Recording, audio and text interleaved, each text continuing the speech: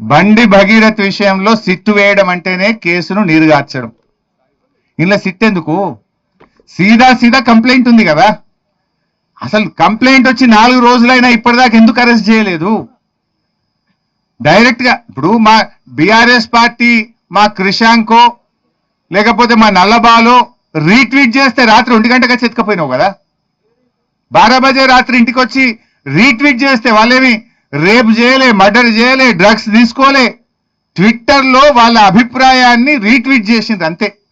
దానికి 1 గంట రాత్రి పోయి బీఆర్ఎస్ కార్యకర్తలు అరెస్ట్ చేసి కేసుల మీద కేసులు పెట్టి పీటీ వారెంట్లు వేసి బెయిల్ రాకుండా లోపల పెట్టిన రేవంత్ రెడ్డి 4 రోజులైనా ఒక రేప్ కేసులో కంప్లైంట్ వస్తే ఇప్పటిదాకా నువ్వు అరెస్ట్ చేయలేదంటేనే నీ కుమ్మక్కు రాజకీయం బయటపడుతుంది. ఇప్పుడు ఇంత క్లియర్ కట్ కేసులో 4 రోజులైనా నువ్వు యాక్ట్ చేయలే. ఇప్పుడేమంటున్నావు మళ్ళీ సిట్టు. నువ్వు ఇప్పటికి ఎన్ని సిట్లు వేసినావు? 10 సిట్లు వేసిండు రేవంత్ రెడ్డి. ఒక్క సిట్ అన్నా ఇప్పటికేమైనా రిపోర్ట్ ఇచ్చిందా? నీ 10 సిట్ల రిపోర్ట్లు బయట పెట్టి ఫస్ట్. ఇప్పటిదాకా 10 సిట్లు వేసినావు రేవంత్ రెడ్డి. ఏ సిట్ అన్న తేల్చిందా? ఏ సిట్టు మీద చర్యలు జరిగినాయా? నువ్వు ఇక్కడ కూడా సిట్టు వేయడం అంటే నీరుగార్చడమే కేసును. ఉద్దేశపూర్వకంగా కుమ్మక్కై నువ్వు ఇలా ఈ సిట్టు వేసి కేసును నీరుగార్చే ప్రయత్నం చేస్తున్నావు. లీగల్ ఇస్తాడు. ఇప్పుడు ఇంకోటి ఉంటుంది.